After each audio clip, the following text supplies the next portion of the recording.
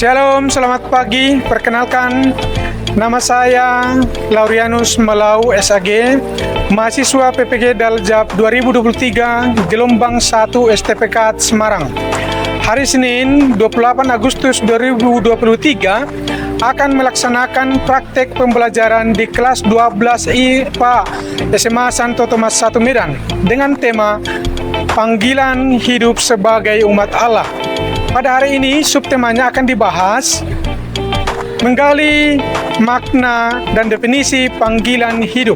Hari ini saya akan memakai model PBL berbantuan game. Semoga bermanfaat dan selamat menyaksikan. Baik, selamat pagi semua. Apa kabar? Baik, senang sekali Bapak berjumpa dengan kita dan kalian hari ini. Sekarang kita akan memulai pelajaran kita kembali. Tapi sebelum mulai ada yang kita buka dengan doa. Ada yang mau bikin doa? Silakan pilih. Bapak Guru, teman-teman, mari kita berdoa. Amin. Ya Bapak yang Maha Pengasih, kembali kami mengucap syukur kepadamu atas berkat dan kemudahan kami dari Tuhan. Tuhan kami akan kembali belajar pada hari ini. Dan kami roh kita dapat menerima yang baik dari yang diberikan oleh Tuhan. Dalam nama Tuhan serahkan berdoa dan Tuhan kami demi Kristus Tuhan pengantar kami. Amin. Baik, terima kasih. Merasa senang berjumpa dengan kita. Gimana, hadir semua? Baik, 36 siswa hadir semua. Baik, terima kasih. Puji Tuhan, tidak ada yang terhalang untuk hadir. Semangat pagi! Pagi. Apa kabar? Luar biasa. Semangat pagi! Pagi. Apa kabar? Luar biasa. Terima kasih. Pelajaran sebelumnya kita masih ingat tentang keunikan. Masih ada? Pernah mempelajari keunikan? Pernah, Pak. Baik, masih ingat apa itu keunikan? Siapa yang masih mengingat apa itu unik? Silakan Dinda. Menurut saya keunikan adalah sesuatu hal yang membuat kita berbeda atau spesial daripada yang lainnya, Pak. Baik, tepuk tangan dulu.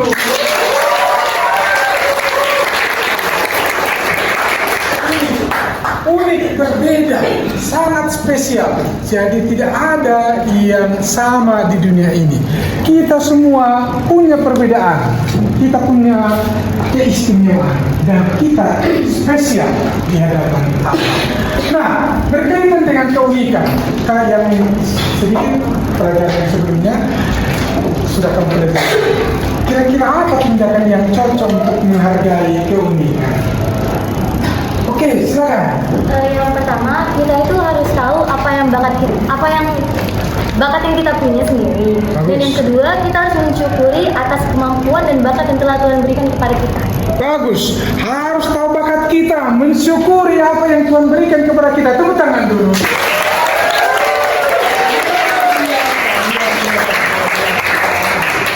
Oke, masih ada menambah? Ya Pak, Oke, silakan nanti. menjaga dan memelihara potensi yang kita miliki. Oke, menjaga dan memelihara. Tepuk tangan dulu. Berarti pelajaran sebelumnya telah dikuasai. Nah, sekarang kita akan mempelajari pelajaran berikut, yakni tentang panggilan hidup sebagai umat Allah. Panggilan hidup sebagai umat Allah. Selama fase F ini, kelas 12, kita akan tujuan pembelajaran kita, capaian pembelajaran secara nasional harus sampai kepada ini. Kita baca dulu sama-sama. 1, 2, 3 ya. Sesekali mampu memahami makna panggilan hidup, nilai-nilai penting dalam masyarakat, menghargai keberagaman, membangun dialog dan kerjasama, mewujudkan sifat serta karya pastoral gereja di dalam kehidupan sehari-hari di tengah keluarga, gereja, dan masyarakat.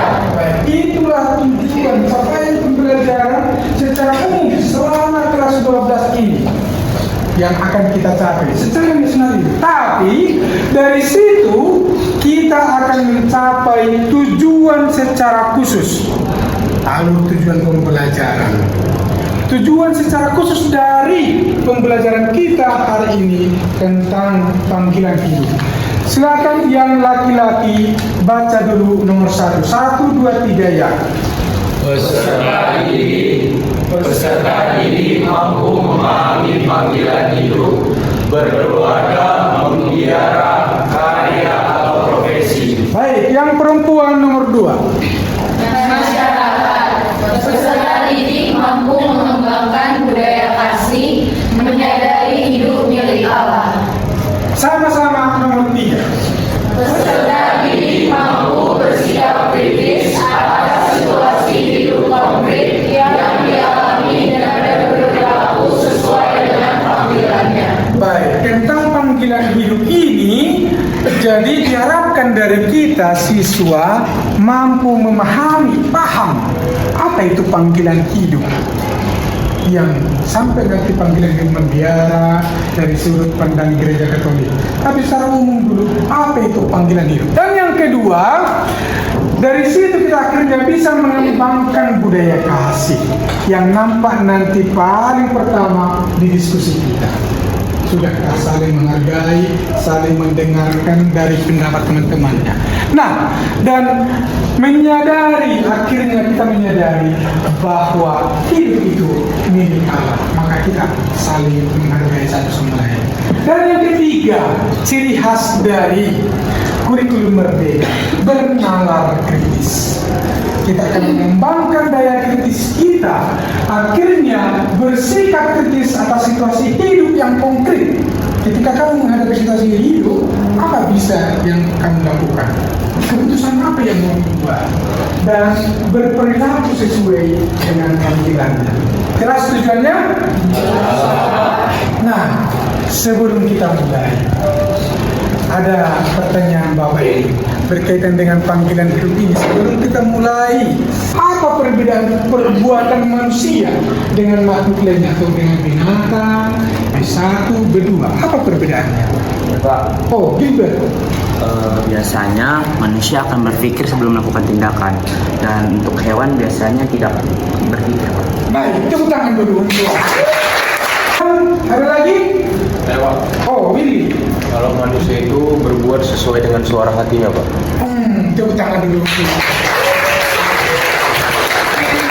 Kemudian teman-teman sekalian, yang kedua, kira-kira apa perbedaannya perilaku orang beriman dengan yang tidak beriman? Ayo. Oke, silakan. Orang beriman itu semua perbuatan itu merupakan hasil dari imannya. Sedangkan orang yang tidak beriman seperti komunis itu merupakan kegiatannya itu atau perbuatannya itu ada kaitannya dengan Allah. Baik, tepuk tangan dulu. Itu pertanyaan yang perlu kita pahami sebagai pemandu untuk memahami panggilan. Sebelum kita lihat panggilan hidup, teman-teman sekalian, coba analisis dulu video yang berikut ini berkaitan dengan panggilan hidup. Judulnya Blessing in Disguise. Tapi perhatikan teman-teman sekalian, setelah kamu analisis nanti, maka setiap orang di kelas ini akan masuk di dalam kelompok. To come out of the Iran conference and a lie like right now. It moves up the case. So, Well, it seems like not only, but really a blessing in disguise. Well, I'm actually not. what? Off the trace of that moment. But that doesn't make any sense. Not for us, it's not. You know what? Blessing in disguise. Who wants to play some crappy school dance? I do, and so do you.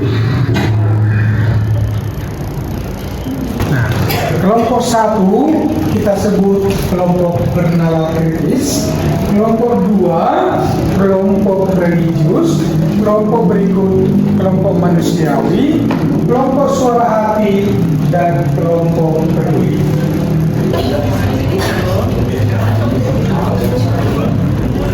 Baik, teman-teman sekalian, ambil handphonemu, carilah Definisi blessing in disguise dari berbagai sumber. Cari dari googling minimal 2 sumber.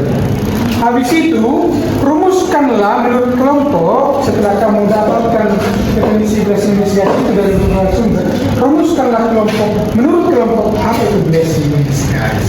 Jelas? Supaya kita mulai berlatih, mengembangkan kritisisme kita. Dia ada beda satu lagi. Aku dari keluar loh. Sama Dewa. Katanya,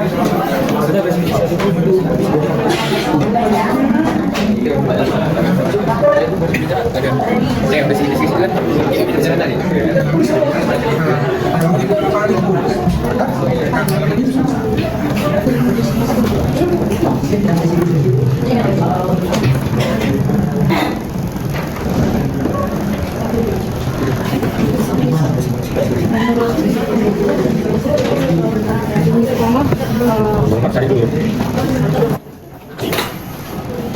Baik, sudah selesai diskusinya?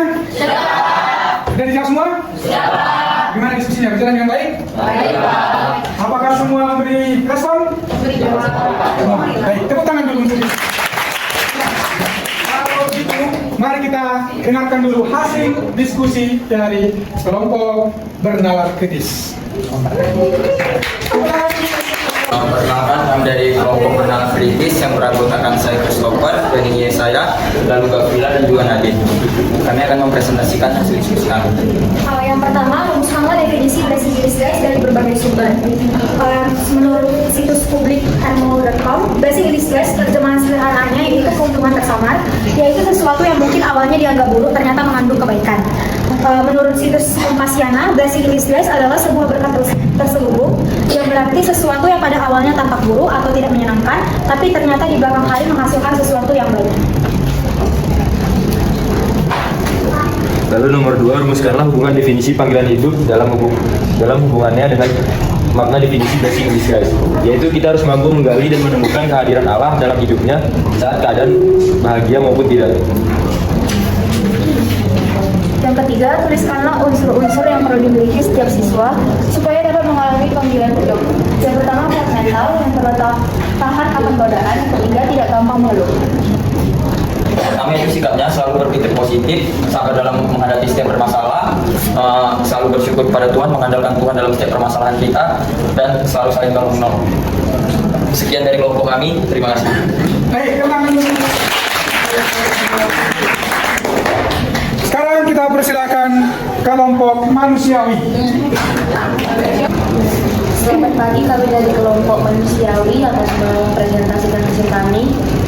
Yang pertama,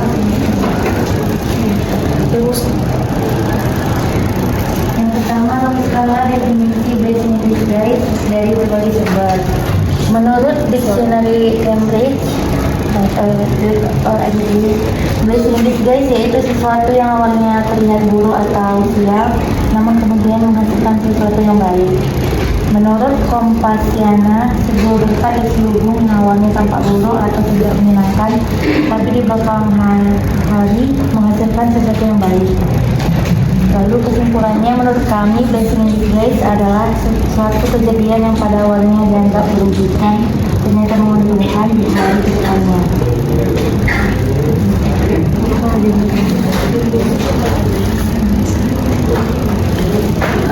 Pertanyaan kedua, panggilan hidup berdasarkan blessing in disguise. Kita harus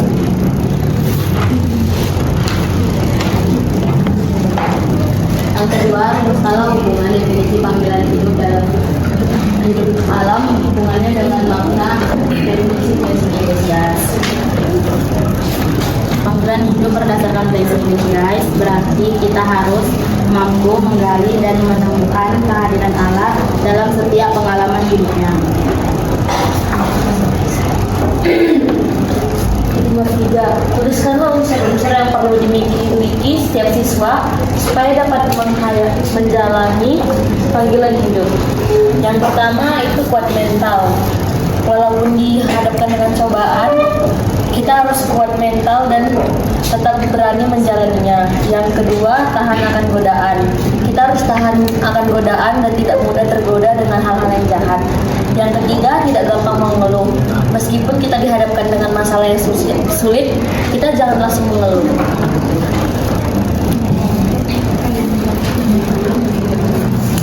Nah, jadi untuk pertanyaan yang keempat, rumuskanlah minimal 5 sikap yang sejalan dengan penghayatan blessing in disguise dengan sikap konflik dalam keluarga, masyarakat, dan sekolah.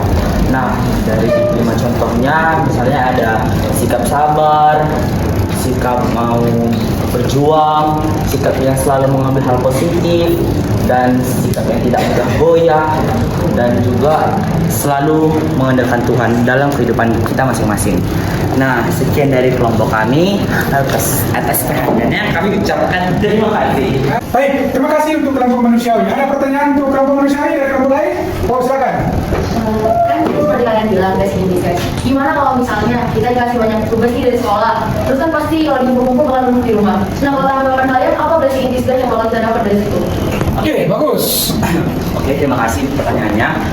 Nah, dari pertanyaannya tadi, mungkin kalian masih bingung tentang apa itu blessing in disguise. Nah, dari pertanyaan tadi, bagaimana jika kita diberi tugas yang banyak dari sekolah? Tanggapan kita seharusnya seperti yang sudah saya bilang tadi, kita harus tetap pada pendirian kita dan harus semakin semangat dalam mengerjakan tugas.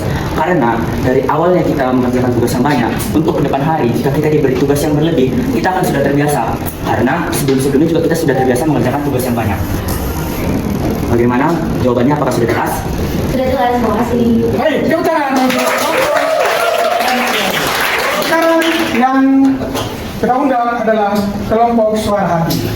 Selamat pagi Bapak Guru dan teman-teman. Kami akan mempresentasikan hasil dari diskusi kami. Yang pertama, rumuskanlah definisi blessing in disguise dari berbagai sumber.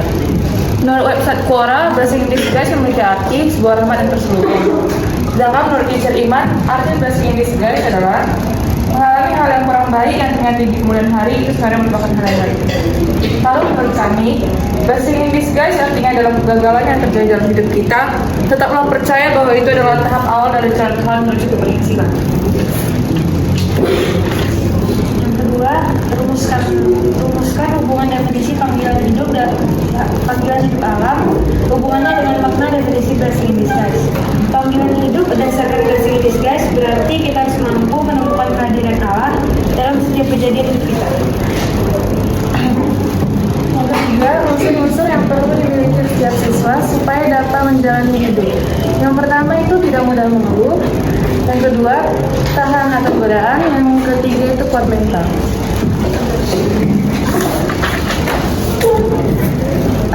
Yang keempat, yang pertama itu sebagai siswa, rumuskanlah minimal 5 sikap yang bisa kita terapkan di keluarga, sekolah, masyarakat atas dasar penghayatan blessing in disguise. Yang pertama yaitu menghadapi nilai buruk dengan tekad belajar lebih baik. Ketika kita dilarang orang tua untuk berpergian dengan teman, ternyata teman terkena macet yang mengharuskan mereka untuk menginap. Lalu, ketika perjalanan ditunda karena telat bangun, ternyata di jalan yang akan dilewati terkena hujan dan terjadi longsor. Yang selanjutnya, karena COVID-19, kita bisa menghabiskan waktu secara produktif di rumah bersama keluarga. Yang terakhir yaitu, ketika perekonomian menurun, harus tetap bersyukur dan percaya Tuhan merencanakan hal yang baik. Sekian dari kelompok kami. Terima kasih. Siapa tahu ada yang mau menanggapi? Ayo. Ada? Oh, Willy dari kelompok peduli. Ayo. Jadi berdasarkan blessing in disguise, kalau di masyarakat kita ini udah berbuat baik tapi tetap aja diejek atau dibully, gimana tanggapan kalian itu menurut blessing in disguise? Pertanyaan bagus. Silakan kelompok. Menurut pengalaman kami, justru disitulah kita harus menghadapi tantangannya. Karena ketika kita tidak tahan, maka tantangan berikutnya pun kita tidak akan tahan dalam menghadapi itu. Namun ketika kita menghadapi tantangan, kita akan diberikan kekuatan untuk menghadapi tantangan tersebut. Mana Willy? Terima kasih. Baik, tepuk tangan dulu.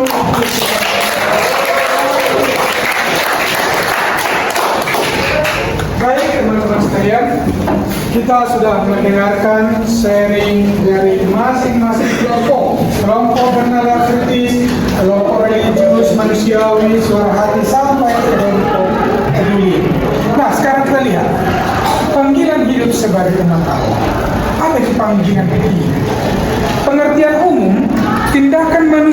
manusia yang manusiawi.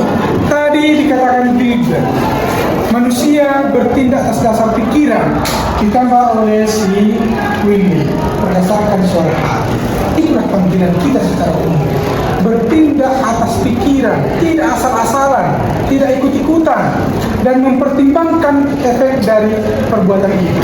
Sedangkan panggilan hidup, ada hubungannya dengan, ada filsuf mengatakan cogito ergo sum, aku berpikir maka aku ada.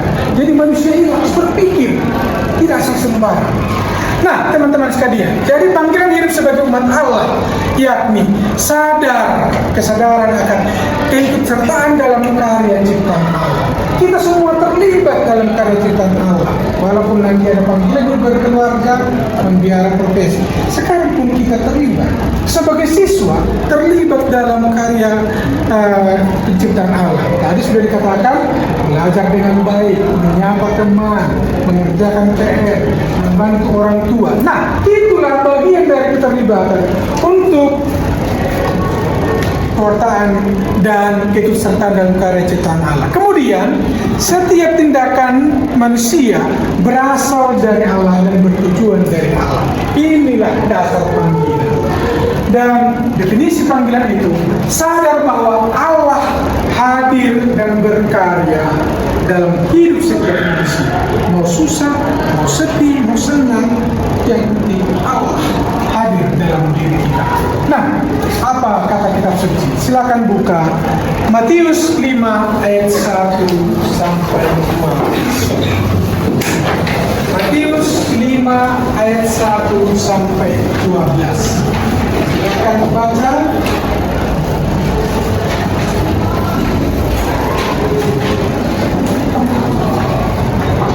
Baik, sudah dibaca.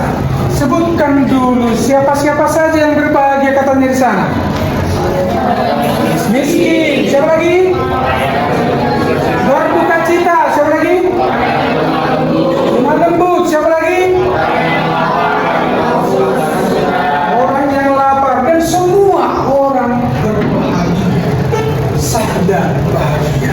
Apa mau dikatakan di sana? Teman-teman sekalian, sabda bahagia yang mengatakan bahwa tujuan hidup manusia itu memang bahagia. Tetapi bahagia dalam konsep Allah tidak sama dengan bahagia dalam konsep manusia. Senang dalam rasa manusiawi belum tentu itu rasa bahagia. Bahagia ketika kita sadar Allah hadir dalam diri kita. Mau makan, mau dalam situasi lapar, mau dalam situasi apapun, bahwa kita bahagia karena Allah hadir. Berbahagialah orang miskin. Apakah maksudnya kita mau miskin semua? Tidak. Allah hadir dalam diri orang miskin ini. Allah berkarya, lewat itulah Allah menunjukkan berkatnya. Kebahagiaan maka muncul dalam dirinya. Allah yang berkarya. Kesadaran akan kehadiran Allah yang berkarya adalah dasar kebahagiaan. Maka teman-teman sekalian, kita semua kelas 12 tahun ini dipanggil untuk ikut serta bekerja bersama Allah mewujudkan keselamatan. Silakan sama-sama dulu kalimat yang pertama di atas 1, 2, 3 ya. Manusia dipanggil untuk ikut serta bekerja bersama Allah mewujudkan keselamatan dan kebahagiaan dalam hidupnya sendiri. Semua kita ikut dipanggil bersama Allah mewujudkan keselamatan. Maka kita semua apa yang kita lakukan itu mau mencapai kebahagiaan. Mencari apa? Kebahagiaan. Jangan lupa mencari bahagia.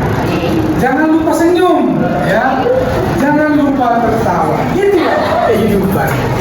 Dan jangan lupa juga membahagiakan orang lain. Tapi ingat, mewujudkan kebahagiaan itu tidak selalu dengan cara karena itulah perbedaan kehendak manusiawi dengan kehendak Allah. Sekarang Bapak minta berdiri dulu semua ya.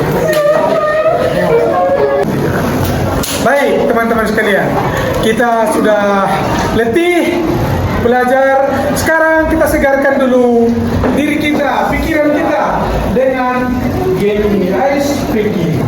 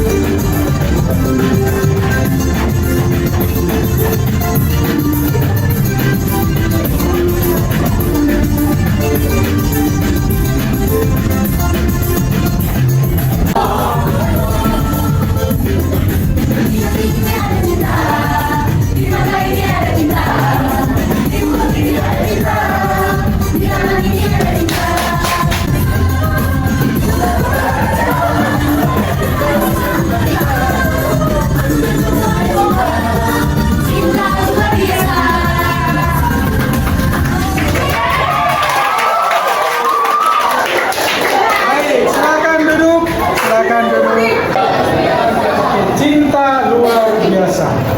Nah, tadi sudah jelas pelajaran kita. Jelas kan? Ada pertanyaan? Nah, sekarang ambil handphonenya masing-masing. Kita akan buat evaluasi. Kita sudah disegarkan dengan ice breaking. Kita buat evaluasi dengan pembelajaran kita yang tadi. Silakan Bapak akan kirim link, kita ujian lewat link. Akan Bapak kirim ke link kita masing-masing. Oke, sudah Bapak kirim, silakan dikerjakan dalam waktu 10 menit.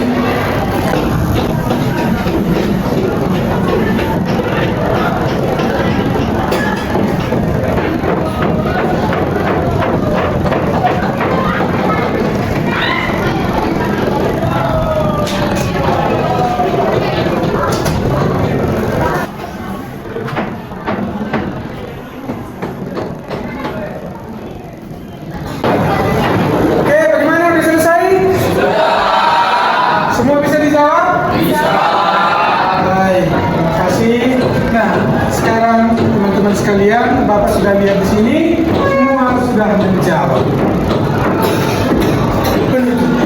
Baik teman-teman, kita sudah menjalani panggilan.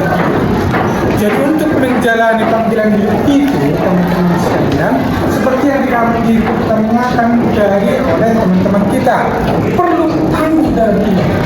Jangan gampang menyerah, jangan gampang mengeluh, jangan gampang mengalah.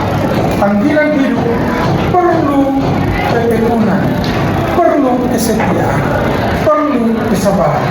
Dengan demikian, panggilan hidup itu seperti yang sudah kita lakukan lihat tadi, mencapai kebahagiaan sampai kepada kita. Yakin? Sanggup? Sanggup. Maka ingat di sini, bersama Yesus semua akan baik-baik. Ketika ada tantangan, ingatlah, bersama Yesus siapa takut. Kalau ada yang PR yang banyak, bersama Yesus datang PR kimia, bersama Yesus datang PR matematika, bersama Yesus tidak mengeluh akan mengalami kebaikan.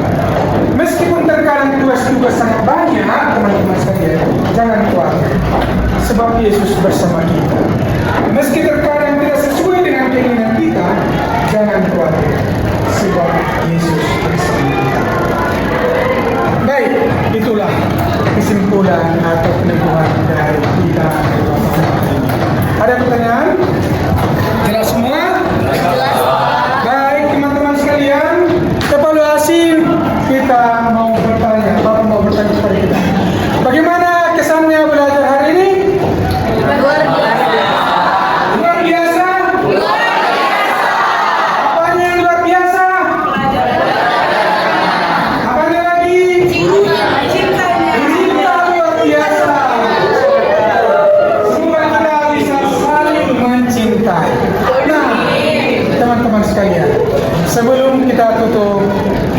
kita, ada baiknya kita tutup dengan doa. Siapa memimpin doa kita?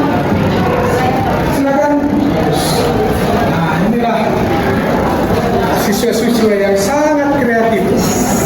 Tepuk tangan dulu ini.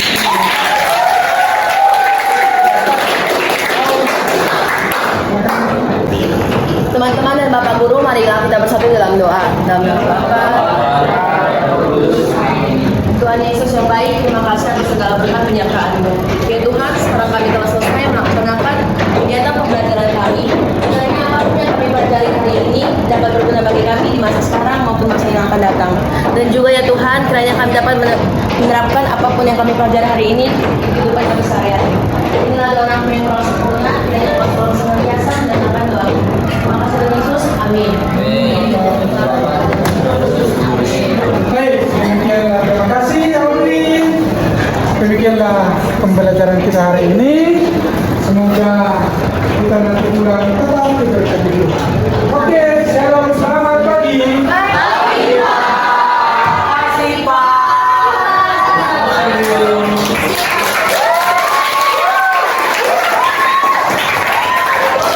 Demikianlah praktek pembelajaran dari saya Laurianus Malau, guru SMA Santo Tomas 1 Medan. Semoga bermanfaat.